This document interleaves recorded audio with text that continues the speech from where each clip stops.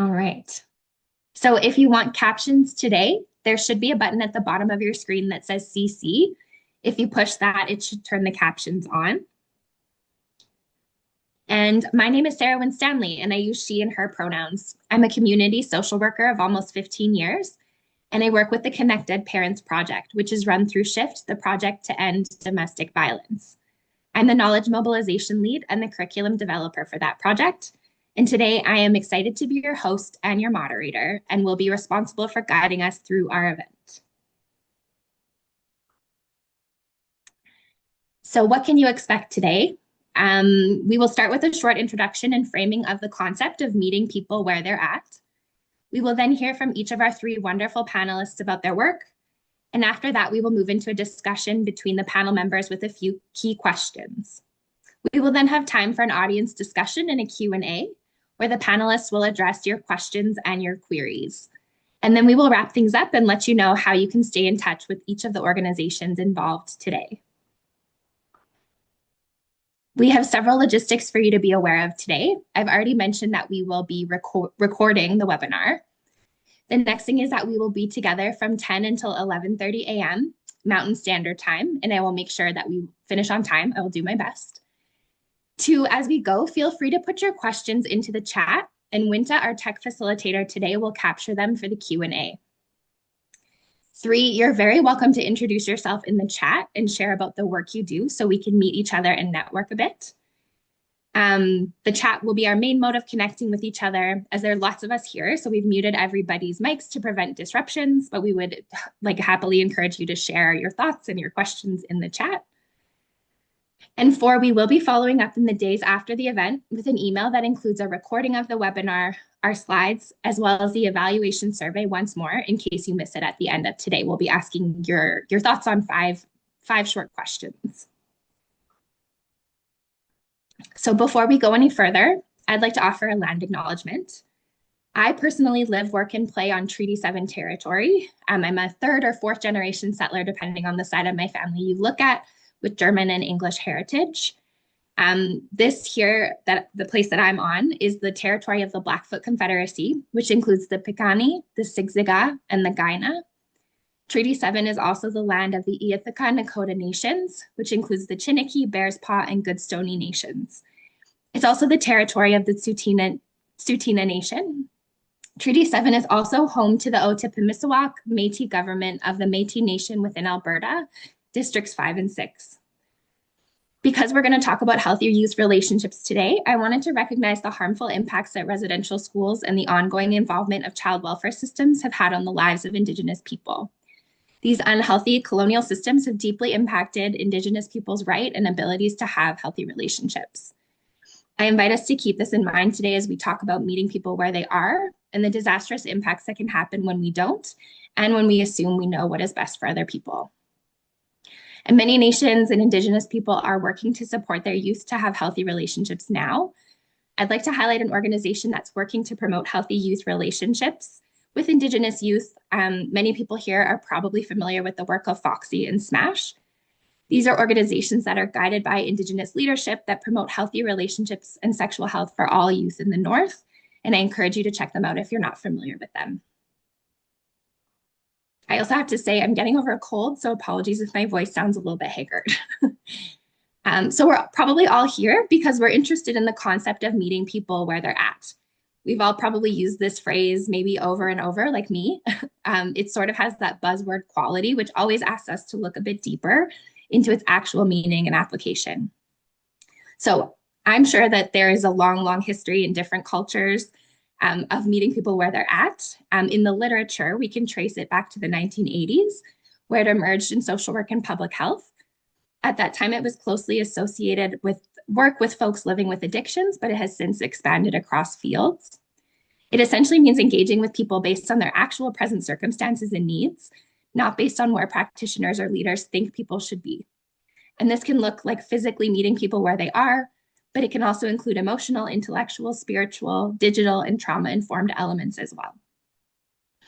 There are several aspects that meeting people where they are emphasizes. And the first is trust building, which helps to build relationships. This can help increase engagement in programming and services. It helps to create spaces that feel safer, and it can increase the willingness for participants to express their needs and participate in care or programming. The next one is accessibility and flexibility. These are important in meeting people where they are, as it ensures they can actually access a service or a project in a way that works best for them. Some examples of this can include running programs out of community and cultural centers, offering mobile health units, and digital programming. And we'll, of course, hear more examples today. It also includes person-centered care, which means tailoring interventions to the readiness of each person instead of relying on a one-size-fits-all approach. This often also improves engagement and outcomes, and harm reduction and motivational interviewing can be considered examples of this. And finally, meeting people where they are also encourages community-centered design, which magnifies person-centered care by seeing patterns across the community. This involves leveraging local relationships, peer support, and shared decision-making in the community to address social determinants of health more broadly. So when we look at meeting people where they are and healthy youth relationships specifically, this shows up in a few different ways. And I know many in the room are already very aware of this, but meeting youth where they are includes ensuring that our interventions are tailored and contextualized to the lives of youth we're working with, including their cultural contexts. For example, do the scenarios we're using as a learning tool actually reflect the reality of the youth involved? This also can include participatory methods, collaborating with local experts, and addressing barriers faced by marginalized youth. Digital interventions can also offer youth privacy and flexibility and can increase the ability to reach youth who might not participate in traditional programming. And again, we'll hear more about that today. There's also evidence in the literature that programs that actively involve youth in their design and evaluation are more successful. Co-creation ensures that programming is relevant, acceptable, and it addresses youth's actual concerns. However, we know that many programs lack this, which can highlight a critical gap. And finally, this last one is more specific to adolescent dating violence prevention research and not just healthy relationships, but we felt it was important to highlight. So if we look at the community-centered dimension on the last slide that I spoke to, meeting youth where they are at to promote healthy relationships also includes supporting their schools and their communities to promote safety and healthy relationships, and ensuring that youth are surrounded by messaging and environments that help them to have healthy relationships. So now that we've gone through a quick overview, I want to quickly introduce our panel. We'll also share a link in the chat to a list of bios where you can read more about them, and also myself. But we will be hearing from Rosaline Carter, who uses she, her pronouns and is the Director of Programs at the Center for Sexuality. We'll also be hearing from Leanne Lee, who also is she, her, and is the Program Manager at Connect Ed Parents, where I work, and my beloved colleague. And then Stephanie Wright, who also uses she, her pronouns and is the Manager of Youth Programs and Partnerships at Next Gen Men. And so without further ado, I will pass the microphone to Stephanie, who will start off our presentations today. Thank you so much, Sarah. Hello, everybody. I am so happy to be with you all here today. My name is Stephanie. I'm the Manager of Youth Programs and Partnerships at Next Gen Men. And if you're not familiar, Next Gen Men is a nonprofit organization that is working to and is committed to making sure that boys and men's mental health and well-being is really prioritized. And we do that in so many different ways. But I'm here to talk to you a little bit about Next Gen Men Alliance, which is a Discord server that we've been running for the last 5 years. Next slide, please. So if you're not familiar, Discord is a social media platform. It's incredibly popular with young people, and especially young men and boys. And it's typically centered around gaming. A lot of people that are interested in gaming are on that platform. It has 350 million monthly users. And within Discord itself, there are things called servers, which are individual communities that people can join based on interest or a specific video game or an influencer, typically is how it works. And so for the last 5 years, we've run our own Discord server. And the real reason that that happened was during the pandemic. We were like, well, we can't meet with our young people in person anymore, so what are we going to do? And they were like, we will not be in another Zoom room. It's not going to happen. And we were like, well, where are you guys hanging out? And they said Discord. And so we were like, amazing. And we made our own Discord server because of that. Next slide, please.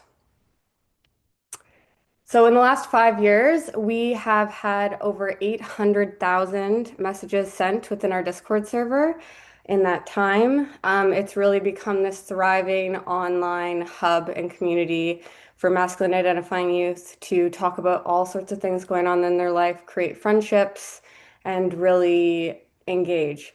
As far as I'm aware, and please, if there's anybody who knows of any other youth serving organization doing similar work, please let me know. But I don't know of any other youth serving organization who has a Discord server who's doing this specific work. So a lot of what we've been doing over the last 5 years is really creating with our youth as co-creators to sort of build this space out to be what they want. Because I always say, and we always say, it's not our community, it's theirs.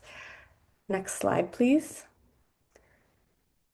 But instead of me continuing to talk, I'll pass over to my colleagues and myself in a video, very meta of me, to share a little bit more. Hi, I'm Jonathan. I'm Ellie. I'm Stephanie. And I'm Maria. We've been running the NGM Alliance Discord server since the pandemic. This server is for guys in middle school and high school who are looking to get support in a positive and inclusive online environment. We're talking Minecraft, we're talking Fortnite, we're talking Valorant, we're talking Dungeons and Dragons, Rocket League, movie nights, and trivia nights. And we want you to be a part of it.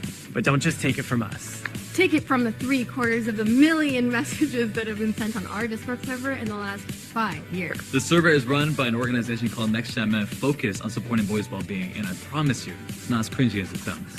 And we're looking forward to having you join.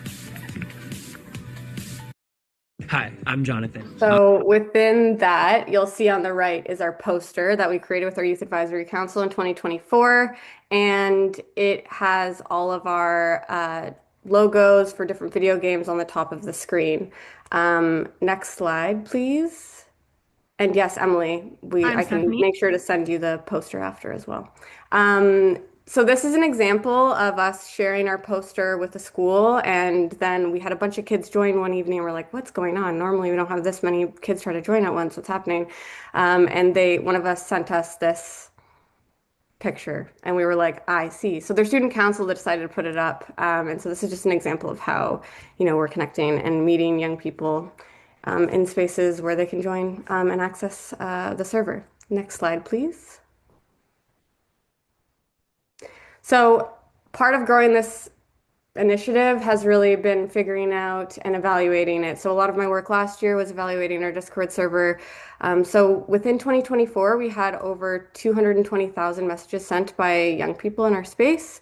And on average, we hosted 72 collective hours on our voice channels each week. That means young people gaming together, hanging out in our movie nights, trivia nights, things like that in our space. Next slide, please.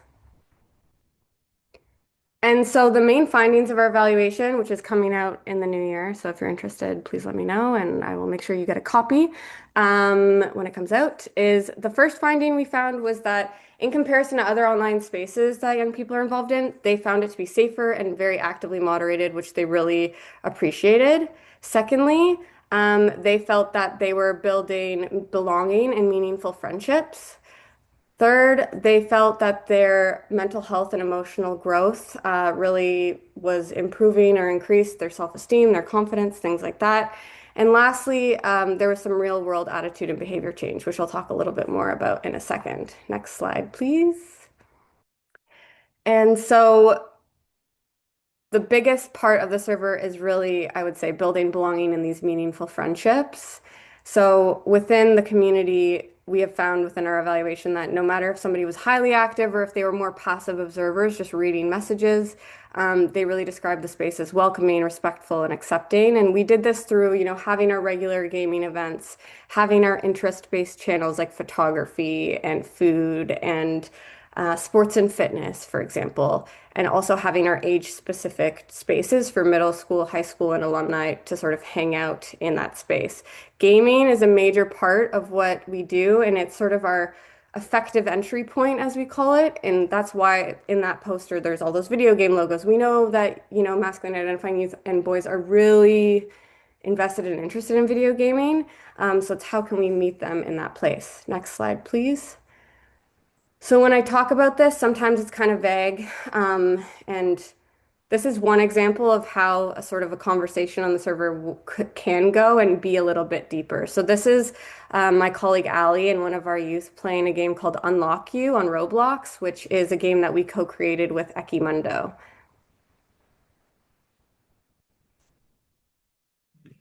Spam click the button to explode the outdated norms. I got you. Boys are active, girls are passive. Outdated. Get out of here. Nope, outdated. Ooh. Boys use their fists and girls talk it out. That's not true. Yup. Boys are providers, girls are caregivers. Get out of here with that. Not true. Not true. And last Who but was not saying least, that? boys take the lead, girls follow. Get out of here. You know what I think about this? What are you thinking about it? Tell me. That's what I think about it. So obviously not all conversations are like this and centered around this topic, but this is really just an example of how gaming can lead to sort of deeper, discussions and conversations. Next slide, please. So within our server within our evaluation, we really found that our youth felt more comfortable discussing their mental health through their involvement on the server. There was a sense of reduced stigma and increased empathy for other people, improved coping skills and emotional awareness, and greater confidence and self-esteem. And this is also a piece of art by one of our participants, which I think is so beautiful, that they decided to share in the server, in our art space. And so in this quote, what really stands out to me is that, they're talking about how they've, had higher self-esteem through their time on the server, and that they've understood that, it's not that I'm too weak, it's just that I can't do it yet, or it isn't like I messed up just this one time. It doesn't mean that I'm bad. Next slide, please. And so another part of our support space that's really crucial is we have something called a confession bot. And within this space or this channel, which is like a chat room, a sub chat room is how I would describe it, is basically young people in that space can use a confession bot and it completely anonymizes what they share. And this has been used over 300 times since we started the server, and it's definitely a crucial part of the space and people being able to provide peer support, but us being able to provide them resources in the right direction. We also offer 6 months worth of free therapy to anybody who joins our space. Next slide, please.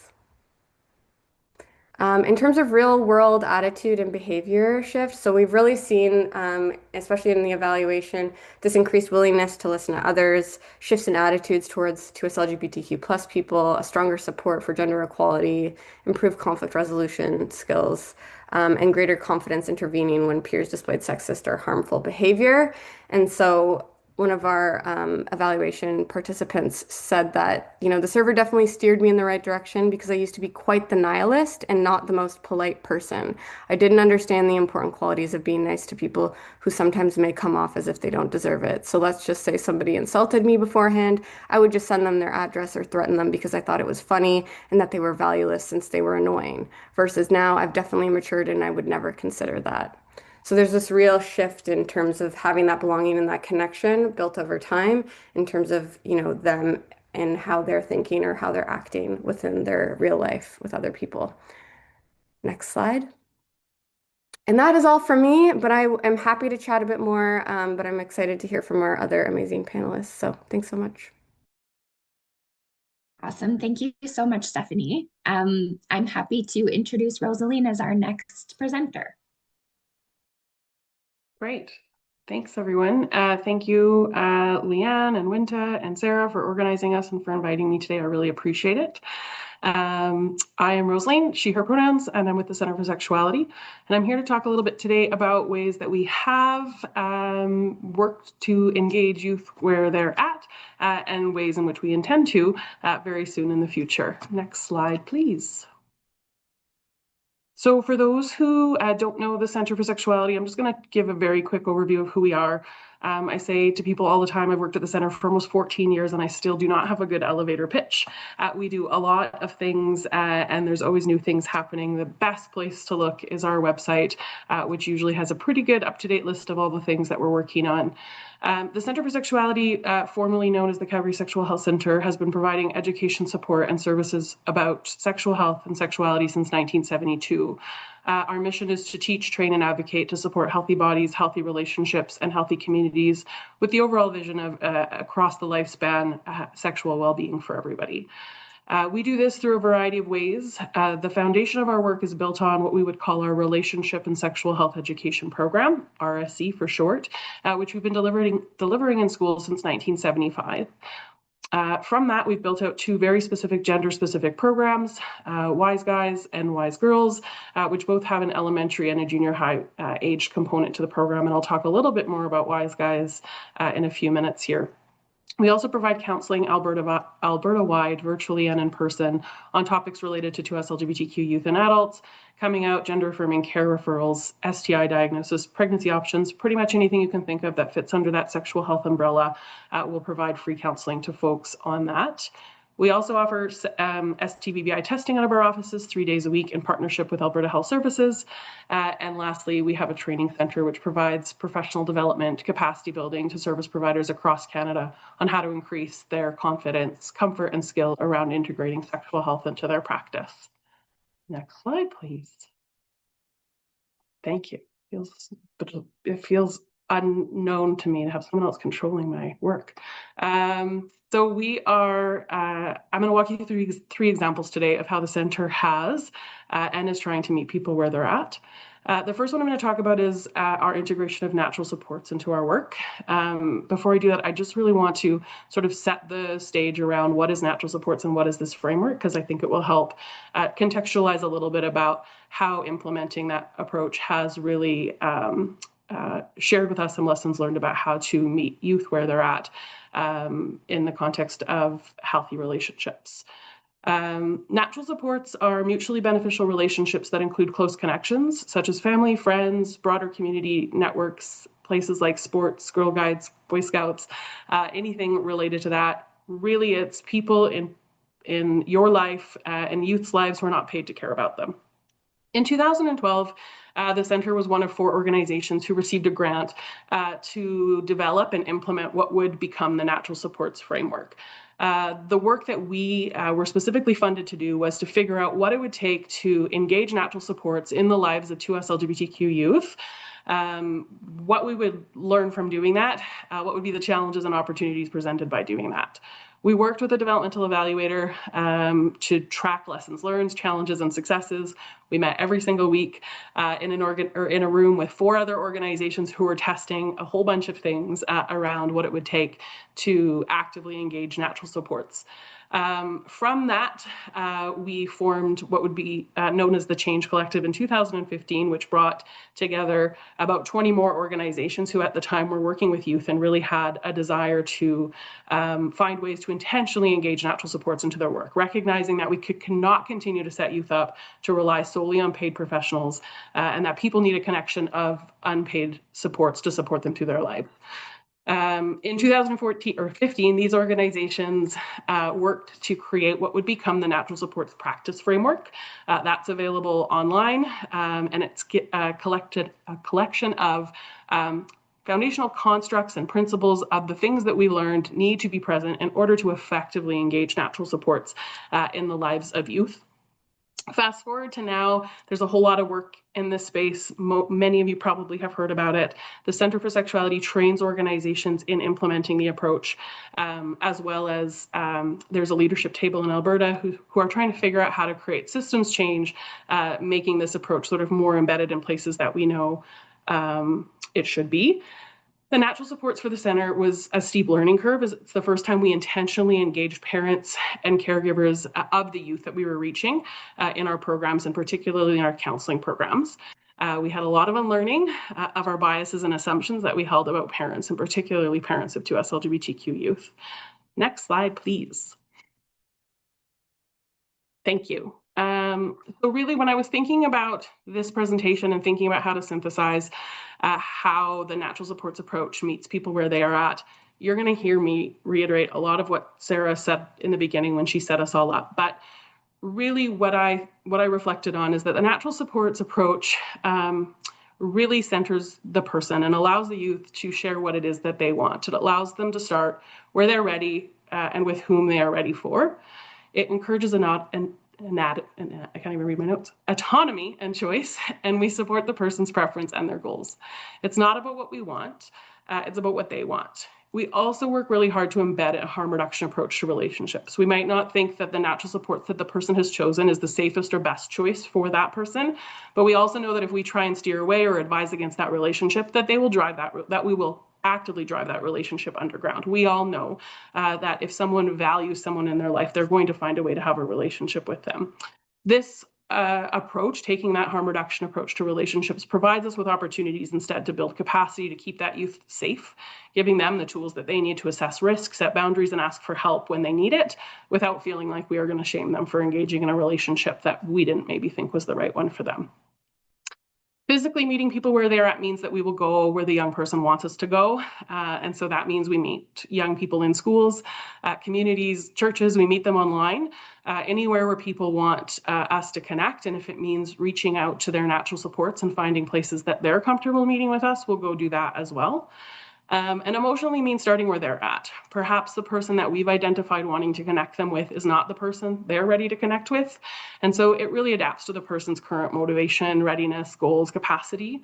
We know that there are no timelines in this approach and that there's not one size fits all approach. So I can't tell you here are the 5 steps, but that instead I can share, I think, in some of our panel discussions, some of the ways in which we've done this successfully in the past.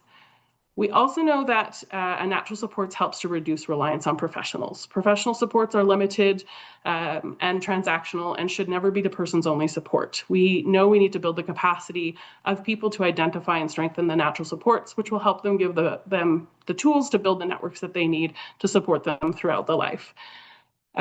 This really helps us to allow that people are feeling empowered and in more control of their situations in the future.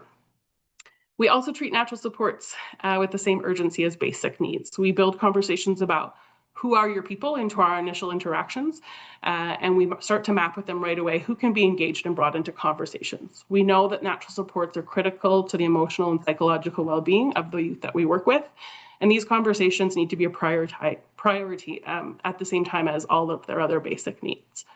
At the Centre, we've been working over the last 13 years on training our staff on the natural supports framework and really embedding this work into our curriculums, into our program designs, really to ensure that engaging natural supports, parents and caregivers is not an afterthought. Through our programs, we intend to build the capacity of youth and their natural supports. This acknowledges that our work only extends so far and that natural supports have a critical role to play in reinforcing messaging and tools about healthy relationships at home. Next slide, please. My second example is the development of our Wise Guys Plus strategy, which is in partnership with our research partners, Hope Lab at the University of Calgary. And I see Deanna is logged on today, so she can probably speak to this better than I can, but I'm going to tell you a little bit about what we intend to do with this strategy. So Wise Guys, for folks who haven't heard about it, is a program that helps boys and young men find positive and inclusive ways of being a guy today. The program has been researched extensively and been shown to improve friendship quality, increase their ability to manage negative emotions, and to reduce dating and intimate partner violence. Wise Guys started in 2010, and we have well over 1,000 alumni from schools and communities across all of the programs that we've delivered. We've also scaled the program to organizations across Canada. So we have several partners who we've trained to deliver the program in their own organizations. In addition to reaching more youth with Wise Guys through our scaling project, we have also learned that there is a need for booster content to sustain Wise Guys connections and impact over time. We have heard consistently from our Wise Guys Youth Advisory Committee that some sort of interactive web-based tool to maintain their connections to their Wise Guys cohort and to reintroduce topic that becomes more developmentally salient. So we talk in our initial program about things like safer sex.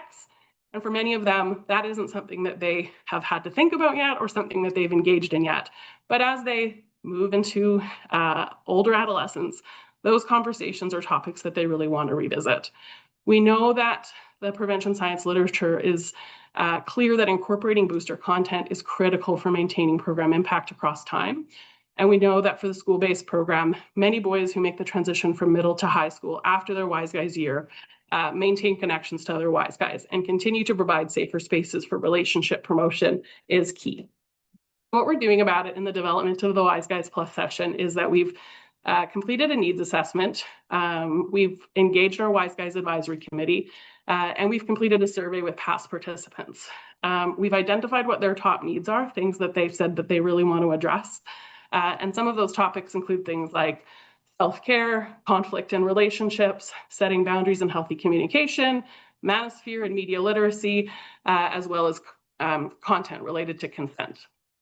We're going to develop and test some booster content through a series of bite-sized videos on topics that share quick information with a tool, evaluate and adapt that based on feedback. We know the reason why we're doing this is that we know that programs aren't always the answer. Schools are harder and harder to get into. High school demands on time with extracurricular and jobs mean engaging in longer-term programs may not always be feasible. We know, to what Stephanie already shared, that lots of young men are online, so why not meet them where they're at with resources that they have time for, and allows us to provide a refresher content on topics that are more relevant to their needs now and that are more timely. We have not launched these videos yet. We're still in the development phase, but the first two will be out in the new year, and then we will find out what the guys think of this approach. Next slide, and I also just realized my timer didn't start. Do I have enough time to finish my last slides? I think you have about 2 minutes left. Perfect, so thank go you. for I it. looked at my timer and realized it's still on second one. So here we go. I will sort of quickly walk through our last strategy. So the last one that I'm going to share is on our parent engagement strategy. The center has always recognized that parents are a key part of achieving the vision and mission that I spoke about. We understand and believe strongly that parents should be their kids' first primary sexual health educator and support them throughout their lives with the development of healthy relationships. We also recognize that many adults have not had the opportunity to experience relationships and sexual health education for themselves, or have had the opportunity to build their own comfort talking about relationships and sexual health. We have been trying to reach parents for decades and have only reached a handful at a time. We hear that parents are busy and often are not able to prioritize these topics for themselves or their children. What we've done in the past is offered lots of workshops in partnerships with other organizations, schools, and daycares where we talk through ages and stages of sexual development and tools that they can use to talk about bodies and relationships at home. We also, as I mentioned, build natural supports workshops into our longer term youth programs, trying to engage parents at point in time spots throughout programs to reinforce the learnings that we're providing their youth. We really struggle to get parents to attend, yet we hear from parents all the time that they do want tools to support their children with a spectrum of sexual health and relationship needs. We have decided to try a new way of engagement that's going to move us beyond our traditional approach. Organizationally, we've always leaned on longer-term programs, scaffolded curriculum, in-person synchronous connection as a way to achieve transformational change. But we've also recognized that we need to do something different. And even if it's a single engagement, which is what we're going to try to do, if that's what's needed to build trust and relationship and longer-term buy-in, or if it's just a one-time contact that gives people some tools to try out in their homes with their youth, that feels good enough for us. We are going to be building out some e-learning content in the new year. This content will be topic specific, focused on specific learning needs and concerns that parents have identified, including things like digital literacy, pornography, manosphere, all of the things that parents reach out to us about, a specific incident often that's occurred or a specific topic that they're worried about that they really want to have the opportunity to dig into. They will be self-directed and short. They can log in, complete the module on their own time. And the hope that these will introduce people to the center. We sort of call it a sniff test, so to speak, to hopefully build more sustained engagement over time, or at least help us to identify what it is that parents most want to engage with and how we can meet those needs. This is the first time we'll be engaging parents in this manner. So we will definitely have a lot to learn, and happy to share with folks once we've tested some things out. We plan to launch those early in the new year. Last slide. Those are the 3 examples I wanted to share about how we have or intend to meet people where they're at to promote healthy youth relationships. I will end it here, but look forward to answering questions and discussing further in our panel. Amazing. Thank you so much, Rosaline. Our final presenter is Leanne Lee with Connected Parents. Hi, everyone. Thanks so much for joining us today. I'm Leanne Lee, and I lead the Connected Parents Project at Shift the Project to End Domestic Violence. Next, please. So our project has been highly collaborative. Sarah Winstanley, our amazing moderator today, has played a key role in our project, along with Winta, who's behind the scenes today, has been our tech lead. And of course, everyone listed here has been critical, along with our past and current funders. Next, please. But before diving into Connected, just a quick snapshot of SHIFT, the project to end domestic violence. We're a research hub at the University of Calgary's Faculty of Social Work.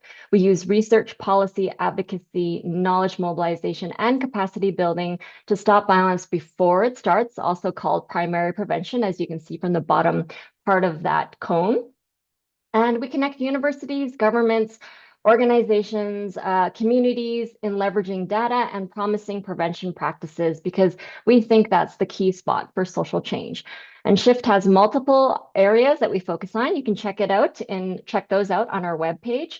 But today, next, we're going to zero in on adolescent dating violence prevention. And I'm sure many of you already know what it is, but just a quick definition, it is aggressive, threatening, and or manipulative behavior occurring in adolescent romantic and sexual relationships. There's some recent research showing that 1 in 3 Canadian youth experience different forms of dating violence. Next. And of course, these experiences significantly impact young people's lives. They increase the risk of depression, anxiety, substance misuse, and then significantly increases the risk of future intimate partner violence. So, of course, we want to focus on preventing adolescent dating violence before it starts, and that's been the focus of SHIFT's work since 2010. Next, please. Research consistently shows that open, supportive parent-child communication is key to preventing ADV or adolescent dating violence and promoting healthy youth relationships. So, we know that parents and caregivers are some of the most important people in children's lives, but there are lots of gaps that we noticed in the research. Next. Parents, we saw from the research that parents are generally not talking about ADV prevention with their kids. We also know that many parents are not participating in traditional prevention programs because of things like time constraints or competing priorities, like Rosaline mentioned earlier.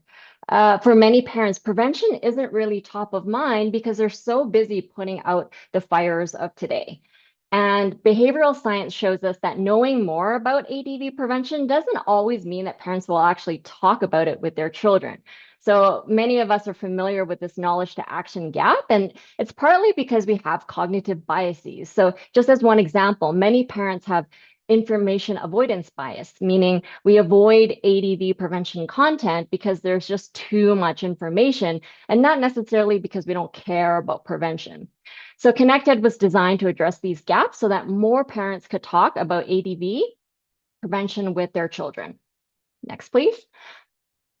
But to do this, we have to figure out where do parents actually go for parenting information and advice? Because, like Rosaline said, we've been trying as a sector for a long time to try to engage and try to improve recruitment, but still seeing relatively low uptake in a lot of our prevention programming. So we had to figure out where they go. And the research shows that 86% of parents go to their friends and family because that social support provides them with knowledge and information, but also shapes the way that they parent on a day-to-day. 83% of parents go online, and more than 80% use social media for parenting advice and information. And these tools are accessible. They often feel more anonymous. They're available 24/7, and this is what many busy parents want. Online spaces also offer social support, and parents are exposed to lots of social norms around parenting too. We also know that over 90% of parents use text messaging daily, and there's a growing body of research that shows how text-based interventions can increase parental engagement and their competencies in a lot of different areas. Plus, texting, compared to a lot of other technologies, is relatively easy to use and is accessible. We also know that parents learn in informal spaces where they naturally spend time. So what some researchers call activity spaces. And these spaces include, playgrounds or hanging out in the stands during a hockey practice, or a faith or cultural group setting, an online peer group, workplaces, community associations, and many others. And these spaces are important, but they're often underused for supporting parents to learn and teach ADV prevention skills. Next. So with this in mind, we designed 3 interacting interventions to meet parents where they are.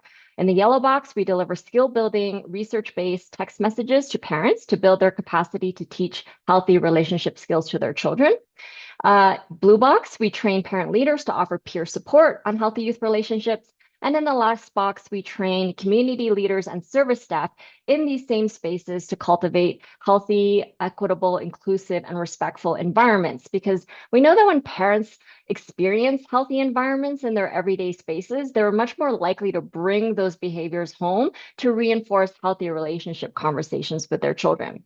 So for us together, we have community leaders, and parents all coming together to create a culture of healthy youth relationships through environments, peer support, and learning and practicing skills through text messaging. Next. So how does Connected Parents work? Very quickly, I'll whiz through this, but first we go to the parents' settings where they naturally spend time. So those activity spaces we talked about. And there are 2 preconditions in these settings. The first is that the setting is a place where a group of parents regularly go. And second is that there are existing relationships among those parents. And the idea here is that we're not asking parents to carve out more time to go into an unfamiliar space and to meet a bunch of brand new people. We're going to where they already go. Second, we work with community leaders and with service staff, and we really think about how do we support them in building healthy social environments. So over 4 sessions, we train them to use Shift's healthy social environments framework to map their parent settings and then to take steps to make it healthier through changes like in their practices, in their policies, and in their infrastructure as well. And third, we identify and work with parent leaders within these settings to offer peer support. We use a peer nomination process where parents identify who they go to for advice and support in that setting. And over 3 sessions, we support them to learn and practice things like motivational interviewing, reflecting on their own parenting and their social location, because we know that impacts how they offer peer support, and then understanding the boundaries around their role. After the trainings, parent leaders lead one-on-one check-ins about healthy relationships with a parent that they're matched with. And fourth, we deliver text learning modules to all parents in the setting on healthy youth relationships and ADV prevention. And this component is delivered entirely through text messaging. Parents receive 2 to 3 texts per week over 6 months, and that equals about 70 texts. Parents choose one of 4 learning pathways that fit their level of comfort with dating and their parent-child connection, because we know those factors, among others, play a really important role on whether parents choose to talk to their kids about healthy relationships. And then over 7 texting modules, parents learn and build skills on topics like those that I've listed here on the slide. Next. And I just like to share one of the many, many texts that parents receive, just to give you a taste of what they look like. Our texts build on one another through a storyline, so this is taken out of context. But the point here is that you'll see they are brief, there's an interactive element, but parents really spend minimal time and need to share very little about themselves, but they're still accessing new information and hopefully building new skills. Next. So a little bit about our study now. Our study aimed to answer 3 questions. Does Connected increase service providers' ability to create healthy social environments with parents? Does it increase parent leaders' ability to provide peer support on healthy relationships? And does it increase parents' competencies to engage in quality conversations with their children about ADV and healthy dating relationships? Next. So I won't go over this methodology slide. We'll send the slides out later and you can certainly check them out. But I just wanted to mention it is a mixed method study and we had about 175 people participate in the project, but fewer people participated in the research. Next. Okay, so some key findings. Our research shows that parents learned about ADV prevention and are having more healthy relationship conversations with their children. There were statistically significant gains in their knowledge, their skills, their confidence, and their comfort in teaching healthy relationship skills. And they also had an improvement in their general parenting skills as well. At 3-month follow-up, 92% of parents had discussed healthy relationships and dating violence with their children, which increased from 62% pre-program, and their satisfaction with these conversations jumped substantially as well. Next. And here's just a quote from one of our parent participants. I had previously been through dating violence with my daughter, but had no idea how to handle everything. Between that experience and the resources you shared, I'm now much better prepared for when my son starts dating. Next. And another key finding is that parents really valued the text messaging approach. 97% of parents found text helpful for learning about healthy youth relationships, which increased from pre-program. Parents also reported that the text fit seamlessly into their busy routines, making skill building more accessible than traditional programs. And Connected achieved a relatively high retention rate of 83%. And so these findings are all really encouraging. Next. And here's a quote from one of our parents as well, just talking about how having little quick snippets of information on the go was really something that they liked compared to having to carve out a lot of time over the week to participate in traditional programming. Next. Okay, and then the next finding is that we found that parents Connected engaged parents early before crisis emerges. So as you know, engaging parents in prevention is really difficult, but Connected seems to be breaking through that pattern where nearly half of our participants had children aged 6 to 10 before typical dating age. Many parents with younger children stayed engaged because of our skills first approach, which I'll talk a little bit about more later. But the idea here is that we're really trying to provide practical, actionable skills and tools that parents could use right away. And that seemed more effective or important than prevention messaging.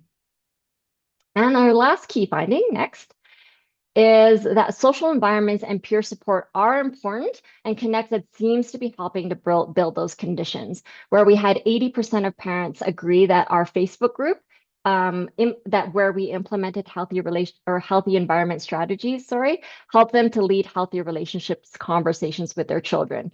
They also felt the group helped them to feel less isolated and encouraged peer learning. But I will say that this component, as well as our peer support component, were not fully implemented for lots of different reasons that we'll dig into during the panel. And last but not least, I'm just going to whiz through some implications that we have for practice, policy, and program design.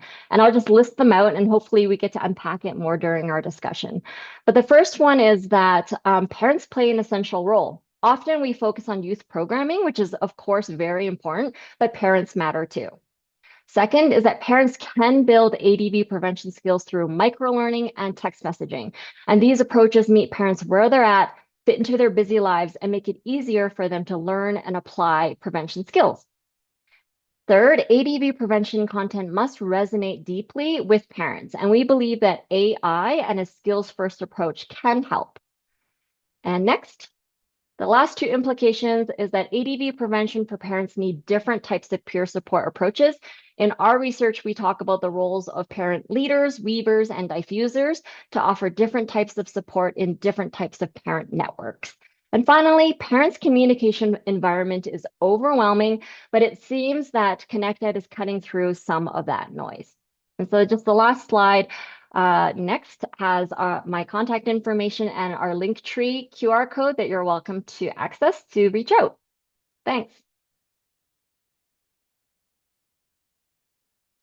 Awesome. Thank you so much, Leanne.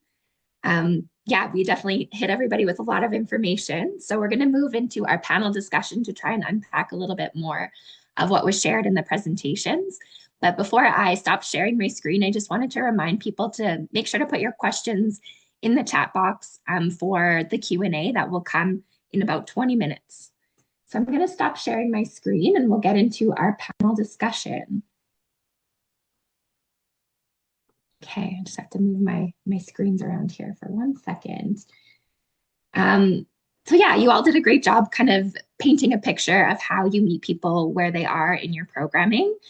I'm really curious about how you moved from recognizing the need to meet people where they are to designing, implementing, and evaluating this approach.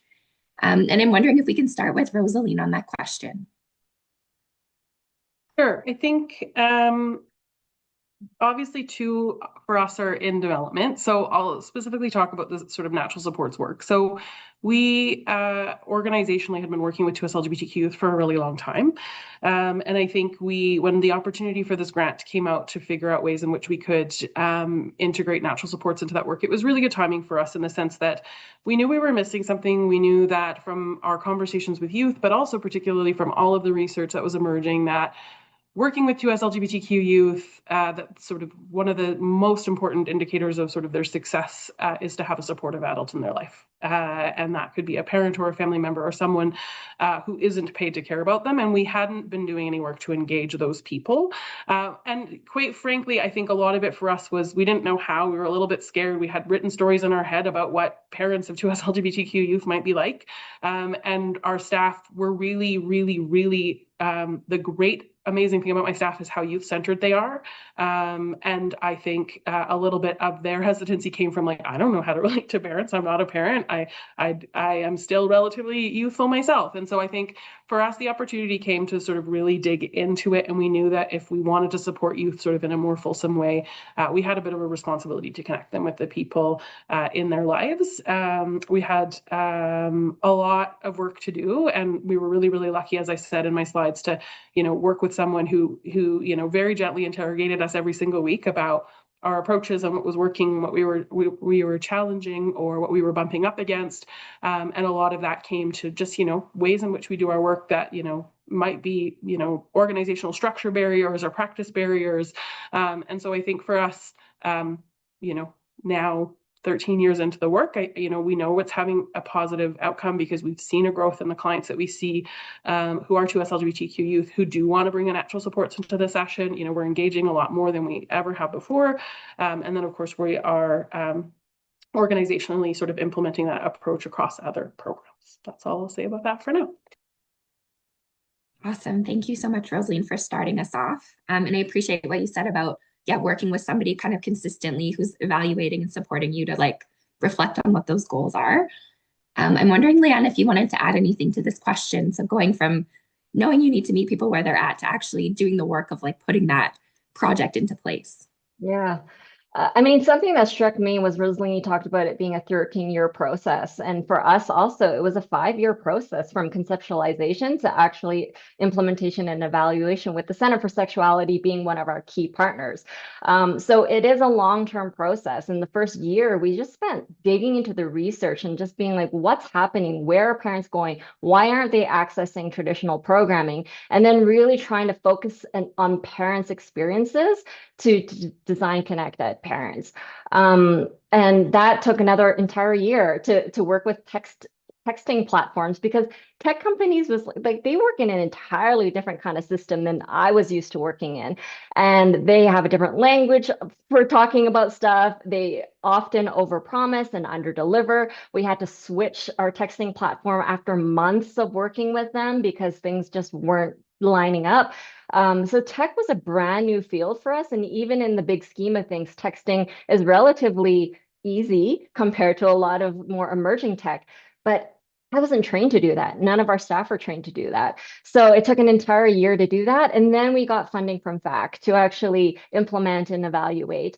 But I can't even imagine an organization who's doing frontline work having to also do all these things on top of it. So I think having that funding from the Public Health Agency of Canada, where it was focused on like exploring, learning, experimenting, and being okay with things not working out perfectly, we need to be able to have that kind of support, because I don't think Center for Sexuality could have done this off the side of their plate if we weren't working alongside them. And same with us. We wouldn't have been able to do it without the support of the Center for Sexuality. Yeah, thank you so much, Leanne. Stephanie, did you want to add anything? Yeah, I think for us, when I think about the need to design, I mean, for us, it was just happenstance, right? We were like, we can't do stuff in person, so let's build this thing on Discord. And really, like, the design and the implementation of it was super from the bottom up from youth themselves.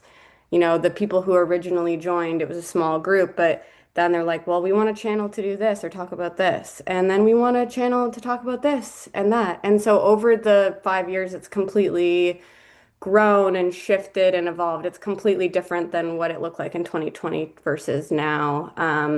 And really, it's built by them. We help build it up, but they're the ones who come up with the ideas because, yes, I was a teenager once. However, I'm not a teenager now. And the things that maybe I think that they might need, they might be like, no. Sometimes I'm like, what about this? And they're like, Stephanie, what? And I'm like, so true. I don't know. You know, you are the all-knowing. Like they know. So really creating the space for them and the systems that work for them in order to make sure they're able to provide input whenever possible, which we have. We have a suggestions channel and they can suggest things and then they vote on it. And then if they vote yes, we implement it. So no matter what it is, it's very like democratic, our process in terms of making sure that their voices are heard. In terms of evaluating, I would say similar to what Leon was saying is, uh, once you have a big enough thing built up, which we did, it's like figuring out how are we going to evaluate this, and how are we going to partner with somebody in order to make it happen. And so we partnered with PolicyWise for children and families to make sure that our evaluation was done. And that was a really, creative process and making sure also that our youth were involved in that creation and design of the evaluation itself as well. Because we're not a traditional program. Youth can leave at any point in time, right? They can just like exit. They don't, and that's it. Either I don't have them in a room. So how do we get them to participate in research? Because we like who love, getting kids to do a survey. I mean, it's not like everybody knows it's not easy. So figuring that out in a really creative way and making sure that youth really want to share their insights and perspectives and the impact of the server. So that was really, a part of that entire process, I'd say. That's awesome. Thank you, Stephanie. And I love that acknowledgement of how to include youth in the evaluation process as well. I think that's really, really important. And yeah, I think that is interesting, your story about youth kind of pushing you to be like, we need something different. We need something that's meeting us. And then I think in other cases, it's like we might know something's important, like engaging parents. And we kind of have to do that work to be like, where are they and how do we find them? I think that's really interesting. I'm curious as my next question about what works about your approaches and what are the mechanisms that enable your approaches to actually work? Like, what are the things that help things actually go the way they're supposed to or go in a supportive direction? And so maybe this time I'll start with you, Leanne. Yeah, thanks.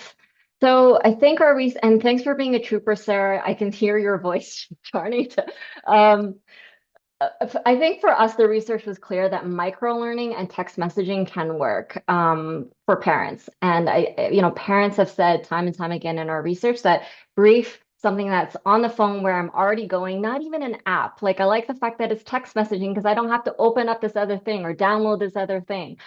So simple, easy, accessible, bite-sized information is really important. Also, the skills first approach that I talked about, where I know that in the sector and me personally, I really want to unravel, harmful ideology, and I really want to address root causes. And of course, that's super important. But I think that from a prevention lens, if we really want to kind of reach people and open doors for those deeper attitudinal shifts, we really have to focus on what is it that parents need and want right now. Skills that they can use today about, tech facilitated violence or, the topic specific things that Rosaline talked about, right? It's like what's top of mind for parents, and that might open the way for broader and deeper discussions.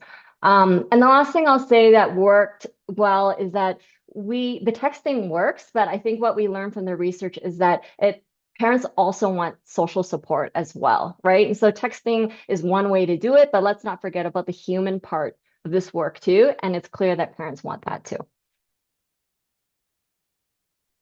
Thanks so much, Leanne. Stephanie, I know you've spoken about a couple of things already, but what makes the Discord server work? What are the things that enable it?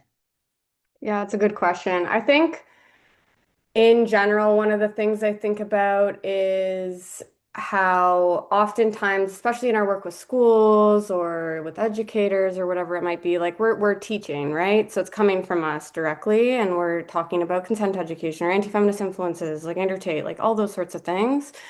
Um, Doing that kind of an approach in a Discord server with masculine identifying youth and boys does not work. Really, at the end of the day, having an outright naming of let's talk about consent, like they're see you later. They're not going to be engaged or involved, and it's autonomous. They can leave at any point in time. And so what we've figured out is really relationship focus as the center point of everything. And if that's the case, then naturally these topics come up. They bring them up themselves, and we follow their lead. So when they bring something up in their life, for example, I've had a young person recently, ask, how do I know if a girl likes me? Right? And so that opens the door to such a bigger conversation, and other people are chiming in, and facilitators such as myself are able to sort of point in the right direction or ask questions like, "Oh, interesting. Tell me more about that," or "Why do you think those things?" So I'd say that. And I'd also say, just in general, our systems of care framework. So, like making sure that it's a safe place for people to want to come, making sure it's an engaging space, right, where we're doing things that they want to do. Are we playing games that they like? If they're not into gaming, are we having music nights? Are we doing art nights that they're interested in doing? Making sure there's that connection piece, right? Things that are more longer term. We do deep Dungeons and Dragons, for example, campaigns, and we have an esports team, right, that hangs out and practices together, things like that. And then also the last piece being our empowerment, which is our youth advisory council. So providing opportunity, but also we have an alumni moderator program now. So the kids that have turned 18 and are in our alumni space, we've trained them, we've given them, vulnerable sector police checks and gotten them to come back into the community as moderators themselves. So like full circle moment. So I would say all those things really are the things that have really worked for us. Yeah, those are some amazing examples. Thank you, Stephanie. And Rosaline, yeah, what would you say about what makes your work work?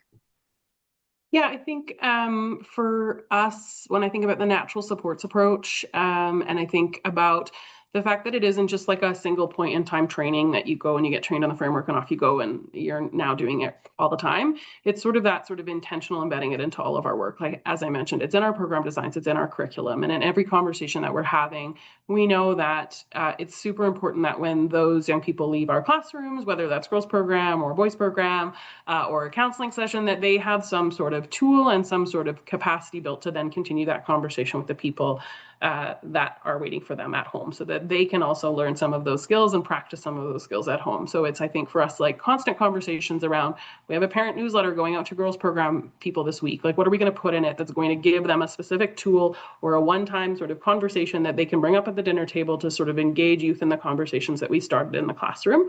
And so I think it's about sort of that constant sort of thinking through, like, what are the ways in which we can continue to sort of embed it, and so that it's not just sort of a one-time engagement and it's always front of mind.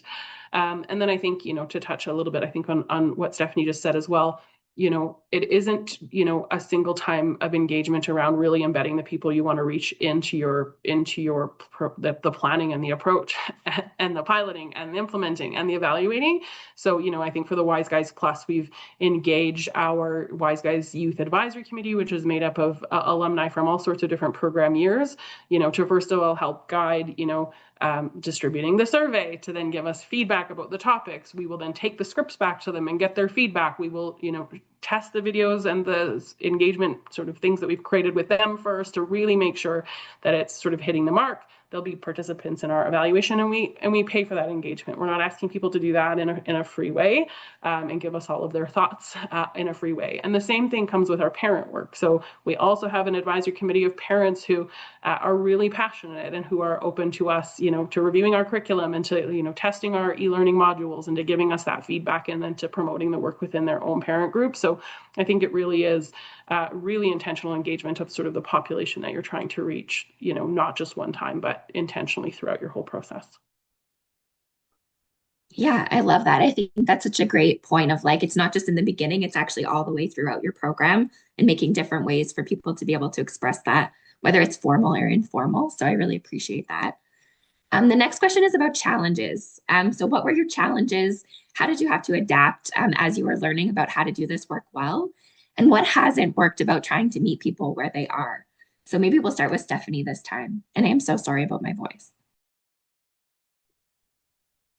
Yeah, challenges. Oh, so many, and learning so many. Especially because what we're doing is so new. So oftentimes we try things and we're like, ooh, that didn't work. So it's like backtrack. For us, I think one of the biggest things we've learned is that certain language can be a barrier.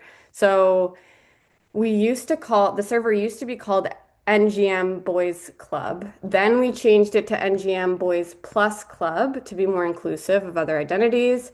And in the description before people would join, it would be, it would mention the term positive masculinity or gender-based violence prevention. And that was our youth were like, that is lame. Like we aren't like that is a no, no, no. Like for some of us, that's just like that's politically coded language, it's a non-starter for us. Absolutely not. If I send this to my friend, like I'm not sending it to my friend. That's crazy. Like, why would I do that? So we were like, noted. So we worked together to, change the name to NGM Alliance now, and sort of have reoriented some of the language with a lot of our youth. So it's talking about being a fun gaming server that's really safe and that there's, trusted adults in the space that moderate it, things like that. Like those are the things that they said we care about these things. Doesn't mean that topics, centered around gender-based violence prevention or positive masculinity never occur. No, like they still happen, of course, but that was a big learning and for us, I would say. I would also say just like any youth program, your youth turn 18 and you have to figure out how you can support them in that transition. And so our first like couple cohorts of moving into that alumni space, like they were just it was a challenge. They were small groups. They really were like why struggled to understand why there needed to be that separation, which I totally understand, which is sort of why we built out that training initiative. But also really they're like, but my friend is like a year younger and I can't hang out with them. Like, what do you mean? Right? So it's just like figuring that out as a youth program and safety and all those different things. Lastly, I would say that so prior from 2020 to 2022, we required parent registration for any young person to join the server. And that was great, but it was also really limiting because a lot of young people don't have caregivers, or, parents or guardians that are, really active in their life. And so a lot of times when young people wanted their friends to join from school or whatever it was, they were like, I can't because their parent isn't like, this isn't going to happen. They're not going to fill this form out. Like, it's no way, Jose. So we consulted with a law firm in 2022 to figure out best practices, how we could make this work. And so we have like edited our registration process so young people can register themselves from 13 to 17 within the space. And that's really been something that was a huge challenge, but has also really increased the amount of young people that are joining our space as well. So I would say those three specifically, yeah. Yeah, that's such a great example. I think around like taking sort of like our nonprofit structure and then trying to be like, how are we in this space where youth are that is like intergenerational? It doesn't require sign up. It doesn't require some of the things that a nonprofit might have set up for the safety of youth. I think that's a really good example. Rosaline, did you want to add to that question of what have your challenges been? Sure. And I think, Leanne's already touched a little bit about this. I think, sector-wise, organizationally-wise, like we are very much an evidence-driven organization. And we know that dosage matters when we're trying to achieve healthy relationship outcomes. Lots of our programs are long-term base, high levels of dosage, high fidelity to curriculum, and all of those things are very, very good. But we also know that we're just missing people and that some of our new strategies are limited touch, low dosage, possibly single session. And we really have sort of had to reconcile that and I think ask ourselves some of the questions around, is it better than nothing? Is it an approach to hopefully build longer term engagement? And if it's not, how do we make sure that we're managing or understanding what the impact of our efforts are if it is sort of a more sort of single session method for folks? I think it's also about managing expectations of the people who want to participate. And so, I think some of the conversations we've had is that we also need to be really clear that if, a parent wants to engage in one of the online webinars that, ultimately ultimate outcome is not that they're going to be a great sexual health educator for their youth after single thing, that what they're going to come with is a tool related to a specific topic. And so I think it's just, I think some of those challenges, which for us is just more of some of those bigger questions about how we're going to do this work and sort of reconcile the need. I think where we've landed is that there is a need for both, and that we need to try sort of a whole bunch of smatterings of approaches to reach the populations that we want to reach. And then I think the big question is just how do we sort of measure and track those outcomes and then report those to the people who fund us to do this work. Yeah, thank you so much, Rosaline. And Leanne, I know some of the challenges with Connected, but did you want to speak to some of those?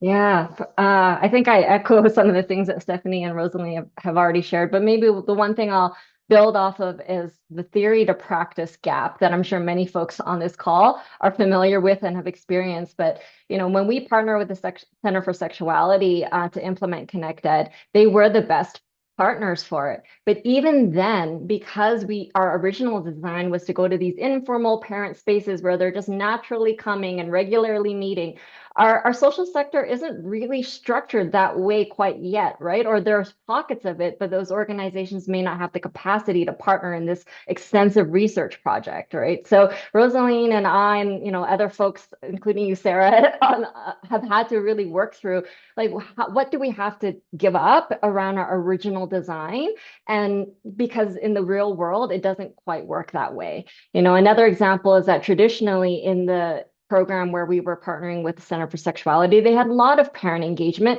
but it was the first year after, I think, COVID things and getting back into the swing of things, and parent engagement was quite low that particular year. And it just happened to be the year we were implementing and evaluating. So we built this online Facebook group to try to engage parents there, but our parent support or the peer support component didn't work well there because they didn't have existing relationships, right? One of the preconditions that we needed for our design. And so even though we tried to build relationships, there wasn't enough time, and our parent leader component didn't work well in our Facebook group. So I think those were some of the challenges that then led us to go, okay, how do we look at parent support differently, right? Where in a lot of tight-knit communities, a key influencer or parent leader approach might work. But nowadays, parents are kind of loosely involved in lots of networks that may not be super tight-knit. So how might peer support look different in those kinds of looser networks where we have to diffuse influence, or we have to, look at peer support in more diffused ways? And so that's been a big learning for us. And I know I'm kind of moving into the next question that you're probably going to touch on, which is like big lessons. But I really wanted to get in, not so much a challenge, but a lesson is that as program designers and academics, sometimes we think microlearning is something, but what we learned is that parents see microlearning as much smaller than what we think is micro. So if we think we're designing micro, cut it in about half, and then maybe parents might feel like that's micro or manageable for them. Yeah, thank you so much, Leanne. I know my background is facilitation, and have been a youth educator. And I know like micro learning was a huge kind of learning curve for me to be like, okay, but how do we do this if we're not engaging in intentional kind of deliberate conversation about a topic with parents or with youth? So definitely, yeah. And then to be like, it actually needs to be shorter is actually, yeah, kind of rocked my world a little bit. So thank you for sharing. I did want to acknowledge that we had left space for a Q&A. I hadn't seen any questions come in until this moment. So we have some questions about getting some of the resources. That's awesome. We'll make sure we include those in our email to all the participants. I also see some connecting in the chat, which is amazing. Thank you for doing that. I'm really glad. That was one of our hopes, was that people could connect across their work today. But this is a question specifically for Stephanie. So I believe you mentioned you provide 6 months free counseling for those who join the community. Are you able to talk a little bit more about this and the process? Yeah, for sure. That was also a challenge. This was our goal, was to figure out somebody and a resource provider who's able to to provide this access for the young people in our space. But so we have 6 months worth of free therapy for everybody within the server through our partnership with BetterHelp. And so they have it's all licensed therapists, it's all virtual. The one thing that we've noticed as a challenge is that BetterHelp and most therapeutic providers obviously provide, require parental consent in order for, that to happen. So that is a little bit of a barrier, but we also provide so many different resources and access to different resources in terms of helplines, Kids Help Phone, or, specific places for specific identities and different kinds that are more focused as well. So we do have access. It's very easy to access. It's literally in our support space. There's a list of resources and there's a coupon code. And if you put that coupon code in, you get 6 months worth of free therapy within the space. So we're very grateful to have that partnership going. And it is quite challenging. We did look for a lot of community partners and things to make that happen, but it's just in order to provide something so large, you do kind of need a partner who has enough, financial resources at the end of the day, unfortunately, who is able to provide that, service, that free service. So, we're always open to other partnerships and different things like that as well, but it is, accessible, virtual for anybody. And we have also youth from all across North America in our server, and that's all across North America for us. So it works well. Yeah, thank you so much, Stephanie. Our next question is for you, Leanne. This person is wondering, how are you implementing AI within your work? Yeah, thanks for that question. I was trying to find a spot to slip it in. So we learned from the research that parents wanted more personalization. So they like the texting, but it was static in that the content doesn't change. Every parent receives the same content, regardless of their background and experiences. So we designed a prototype recently of an AI chatbot to complement the texting component.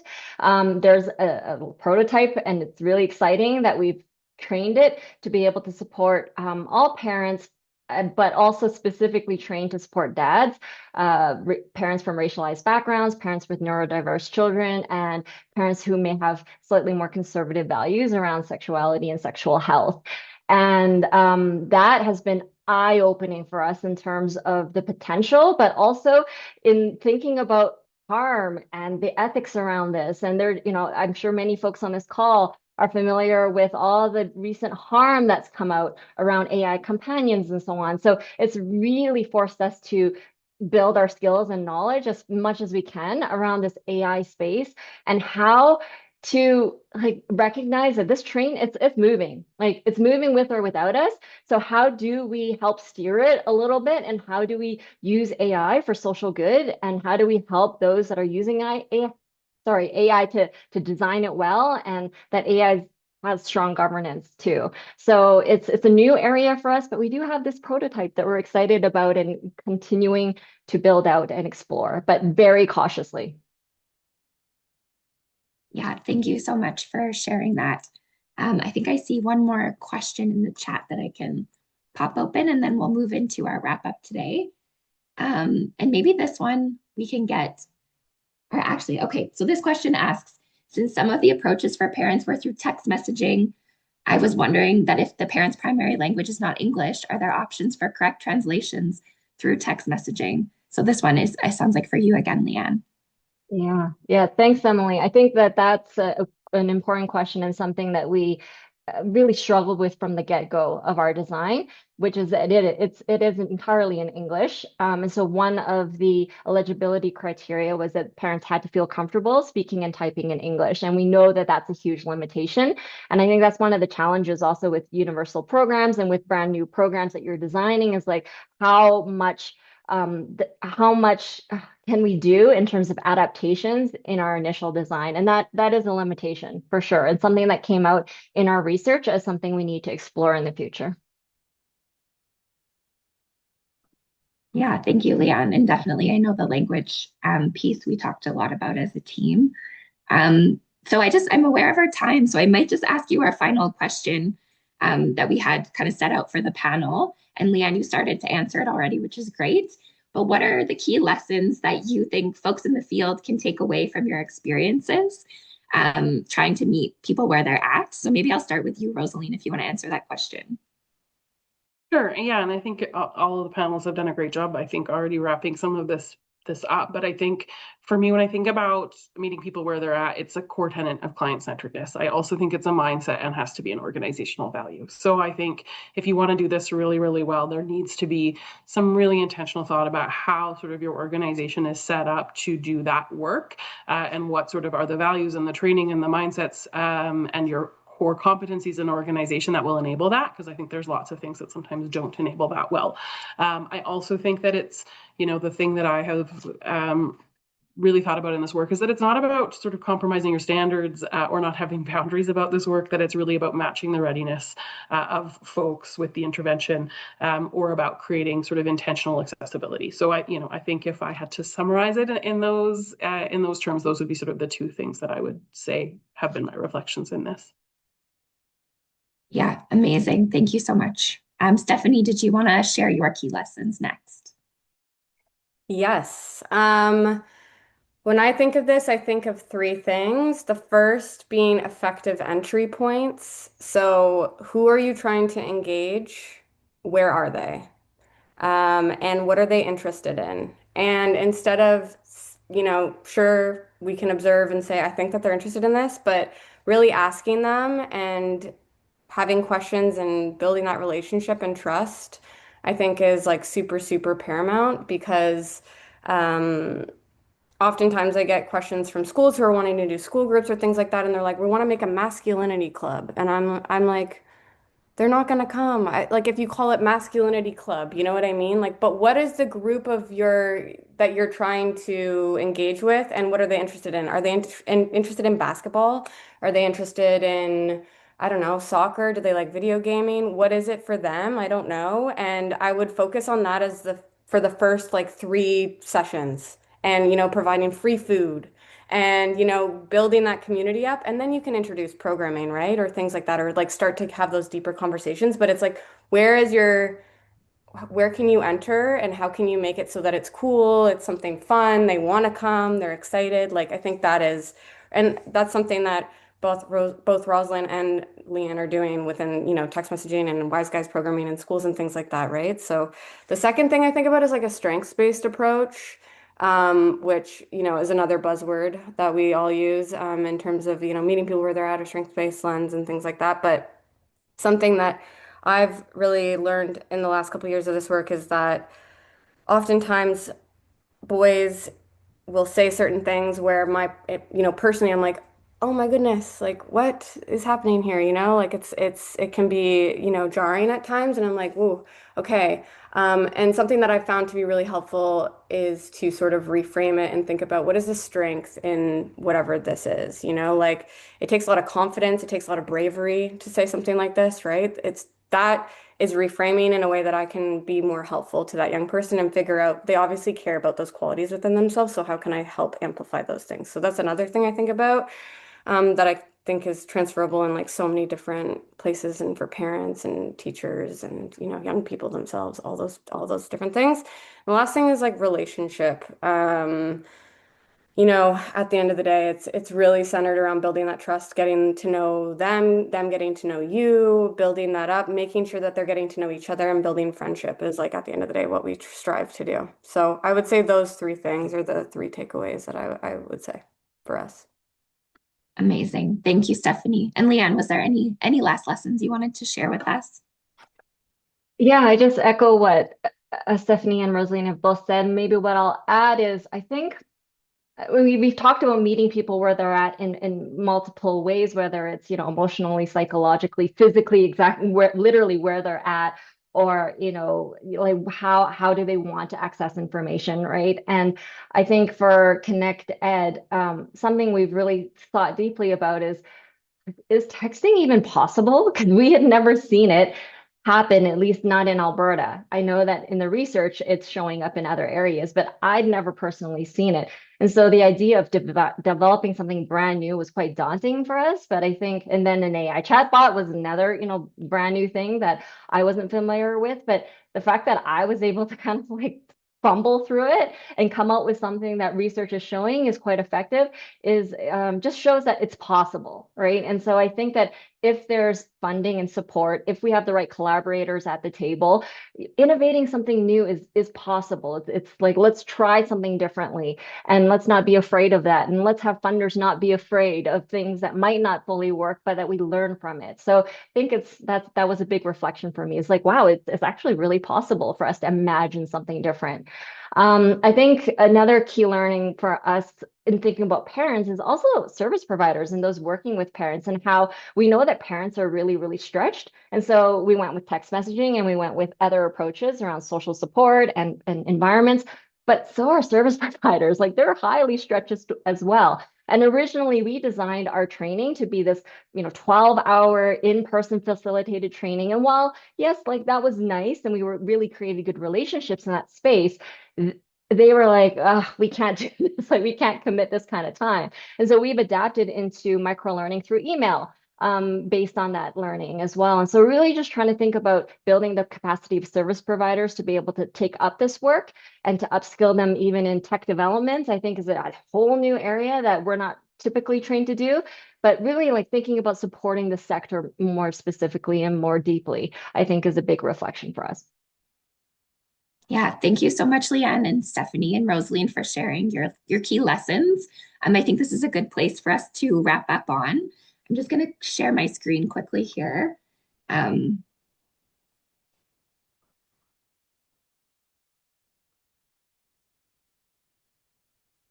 Okay. So I think, yeah, I was going to share some of my reflections, but I think you kind of summed it up pretty well, leaving us on the key learnings. But I'm really struck by that idea of how do we balance? We know there's really good evidence-based practices and programming out there. And so how do we balance that with trying new approaches? And so not kind of taking like a one or the other approach, but really trying to hold space for both. And I know that it can feel quite messy, but I think I really appreciate the way you all spoke to like what works, what helps, and then what makes it a challenge, and kind of the ways you had to work through those things to try to meet people where they're at.